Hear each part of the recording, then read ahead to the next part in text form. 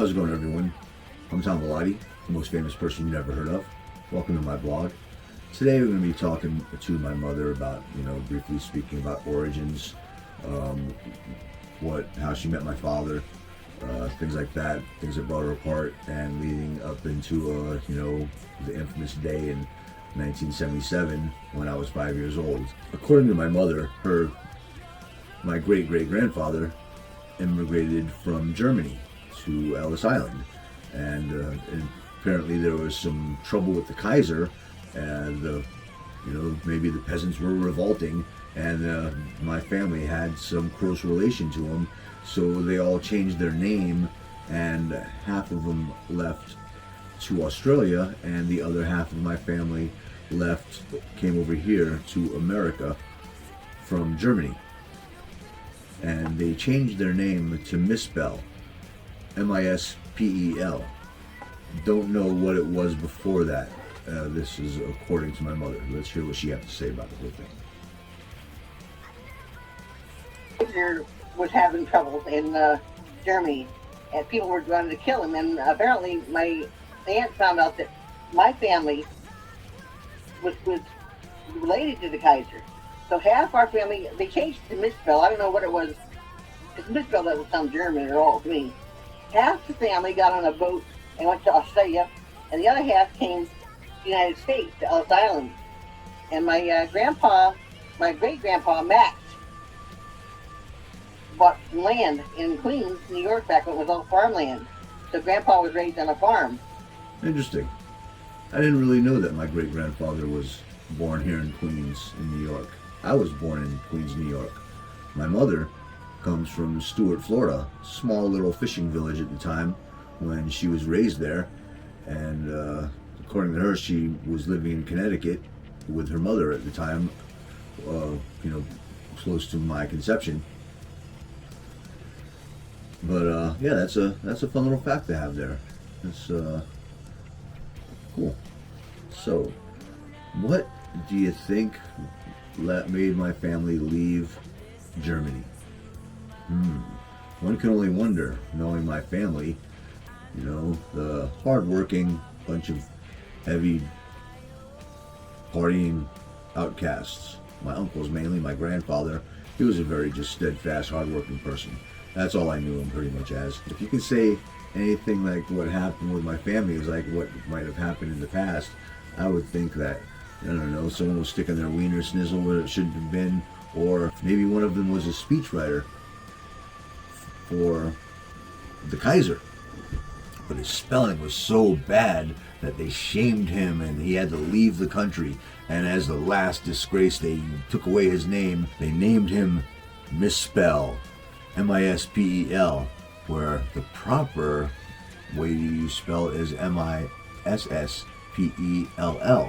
So they misspelled Mispel. The double irony there.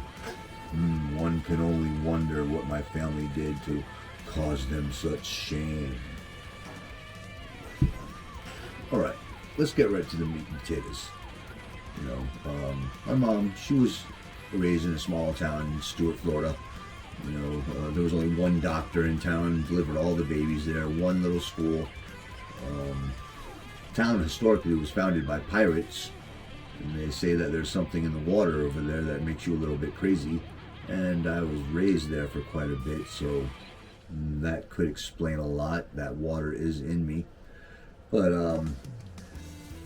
at the time, she's separated. My grandmother is separated from my grandfather. They have several children, I believe 6 of them, but only my mother is living with my grandmother in Connecticut. So, wow. So, her name was Stormy Weather. Now, the show that she was working that night was a big deal. She was basically working with 2 famous burlesque dancers, Gypsy Rose Lee and Blaze Starr. Both of them were basically in their retirement. They're quite at an elderly age, and I guess my grandmother was the new name in burlesque, Stormy Weather, and it was kind of a way of kind of passing the torch there. They did the show, and my mother once told me the story that that a rich guy, he rented a complete theater so my grandmother can give him a private performance. My grandmother didn't know it, but my mother was up in the corner of the theater in a dark part of the back of the auditorium, and there's her mother on stage giving this show. Burlesque, it's got its art in it, but I guess because this person was such a high-paying customer and he had his private show, that it was the full Monty. So I guess everything's bare, and she's just in her G-string, imagine if you would, bends over and gives a nice little arc, and my mother said that she gave a little snap of her fingers and boing, off went the G-string. And all while this is going on, the rich gentleman who's in the middle of the audience all by himself was having a good time, let's say. And if I would have seen something like happen that with my mother, I think I'd be pretty traumatized. So sorry you had to go through that, Mom. Yeah. My grandmother was done doing her show. She wanted to walk around the village. They lived in Connecticut, and I guess you don't really come to New York unless you have a reason, and because they were doing that show, they wanted to go see the village. So she's out in the New York City streets with my mother in tow, and they run into these two guys. My grandmother asked, "Hey, you guys know where the village is?" One of the guys kicks his friend and says, "Oh, we're both going to the village." The guy that kicked his friend happened to be my biological father, George Bellotti. That's how my mother met my father, because of my grandmother's career as a burlesque dancer. So they met, and that's how my mother got my father's number. To make a long story short, they got married. Well, first I had my brother Tony. They were married. My mother says that he was a really nice guy at first when they met, but he basically didn't have a pot to piss in. Eventually he ended up getting money, getting funds, and he became a real jerk. So she left him shortly when I was 1 year old. We're going to speak briefly about their divorce and reasons for her leaving him. And my father immigrated here from Iran. No, he didn't immigrate here from Iran directly. He was, when he was 13 years old, his parents sent him to boarding school in Germany. He lived in Germany till the age of around 18 or so, and then from there he came to America.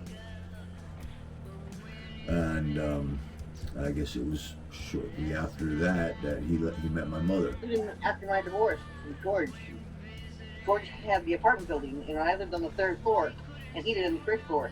And because he thought he could still control me and own me and everything, he was over divorce. Oh, when I had him on the stand at my divorce, my lawyer said, "George, is it true you beat your wife?" He said, "Of course." Like that. Unfortunately, that is the mentality with a lot of people that come from overseas. The Middle East particularly. Women don't necessarily have the rights and everything that we're used to having over here in the United States. And if you ever have been to any of these countries, the true revolutionaries over there are always going to be the women. I mean, it's been the same thing here in this country. They're always the ones that are overlooked. For some reason, doctors and lawyers get paid very good money, and they blame women for getting jobs that don't make as much, like a female doctor or a female lawyer. It makes no sense of the hypocrisy and stuff that goes on, but unfortunately, that's what my mom was going through with that mentality, that women are second-class citizens. It's no stretch of the imagination at all to believe my mother when she tells me of the cruel things that my father put her through. Because I didn't see anything myself. They were divorced when I was 1 year old, so I have no recollection of them being together. But I do know what my mother is like, and I know what my father. I moved to Louisiana, and Because my dad was a commercial fisherman there, and he made plenty of good money.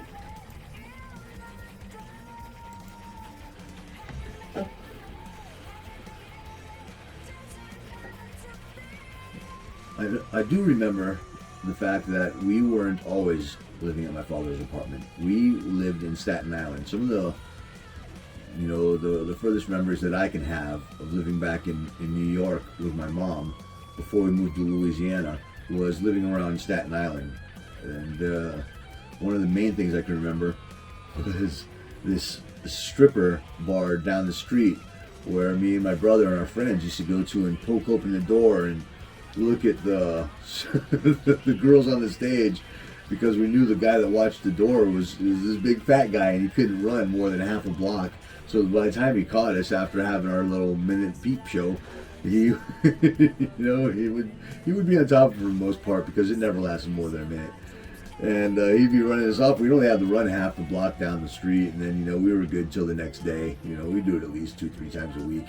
It was good memories. Okay, so what else? But something else I also remember over there is one time we came home and the house is in shambles. Feathers were everywhere. Nothing was really stolen, but there was a lot of things that were just broken and destroyed. My brother and I just were playing on the couch, and the feathers and everything. My mom was crying her eyes out. And at the time we didn't really know what was going on. Now, of course, hindsight's 20/20. My father, her ex-husband, broke into the place and destroyed the house. And according to my mother, there was a lot of that type of harassment that was going on, and she had no choice but to pack up and leave. She had a good job working with the telephone company, and she would have had a pension, a 401k. She had a great career. But she had to leave all that behind because of her safety, and this person would not leave her alone. So she moved to Louisiana, where her father lived, my grandfather. He was a commercial fisherman, and at the time it was quite the culture shock for me to be, coming from the streets of New York to living in the back bayous of Louisiana. Because where we were, it was the swamps, I tell you. It was the swamps. There was nothing around but Harley riders and Cajuns. I guarantee. Let's hear what my mom has to say a little bit.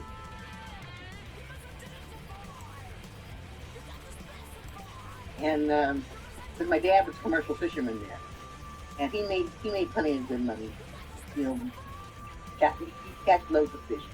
But we were living in Louisiana a couple of months, and I thought I was free of him. And the sheriff, Van Don Cully, he was the sheriff and the marshal, and one time he gave me a ticket for speeding ticket, and I was going 2 miles under the speed limit, and he told me he'd tear up my ticket if I'd stick with him, but this was a deal that was going on the bayou. He did that to everybody, even married people, and most of them stuck with him, but I wouldn't. Right?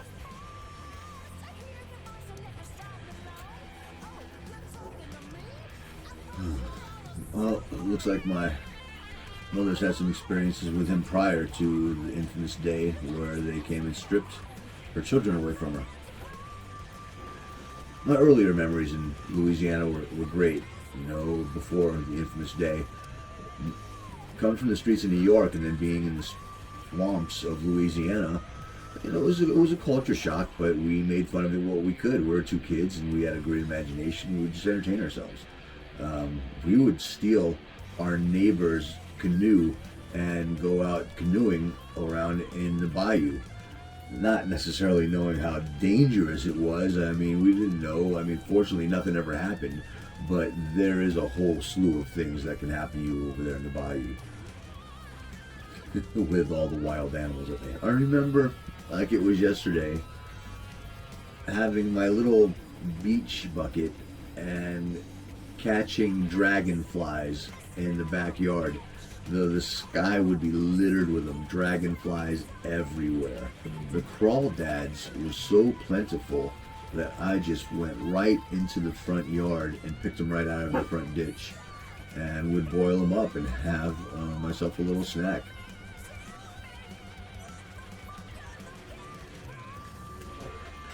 After a couple months of living in peace without the interruption of George, all of a sudden the police come to the house and they put some fake paperwork in my mother's face, and she runs to get the shotgun. And his last name was Callie, Callie. He was the sheriff. He was the sheriff and the marshal in 1976 of Golden Meadow, Louisiana, Lafourche Parish. I opened the door and the cops come to my house with some bogus papers saying, "Give your kids to George. George has custody of the kids," which was a lie. They were papers, but they were bogus. I never went to court or anything. And one cop grabbed me. I ran back in the bedroom and I got the sawed-off shotgun. I didn't know it wasn't loaded. And I came back because George and two of his buddies were standing at the end of my property by the bayou. And I pointed the shotgun at George. I followed my mother out onto the porch. I stood between her and the officers that were in front of the house. When the cop that came and tried to serve her the paper saw when she grabbed the gun, ran off of the porch and turned back, and everyone had their guns drawn. But because I came out walking with my mother, they yelled out, "Don't shoot, don't shoot," because no one wanted to shoot me. And in retrospect, that probably saved my mother's life because I walked out there with her. At the time, I knew there were no shotgun shells in the gun. I was taught gun safety by my uncles. I knew how to unload the gun and how to load the gun, and I also knew where the shells were. Part of having people around guns or kids is teaching them what they do, and my uncles were responsible for all that, and I was taught gun safety. So, knowing that there are no shells in the gun, I look up at my mother and I ask her, "Do you want me to get the shells? There are no shells in the gun." And there's a lot of commotion going on, and she didn't answer me, and so I said it louder, "There are no shells in the gun. You want me to get the shells?" And she yells, "Shut up!" And I guess I inadvertently let the cops know that there were no shells in the gun, so they tackled her. They tackle her, and they cuff her hands and they cuff her feet, and they've got her displayed like a freshly caught hog. And then I see this, the Von D come and put his knee on her chest. At this time, another officer comes, and he's, moving Tony and I past, this scene of them, hog tying my mother and her screaming and bloody murder down off the porch into the front, and they bring us to my father, who's in this car that's all white with an all white interior, and he's dressed in all white.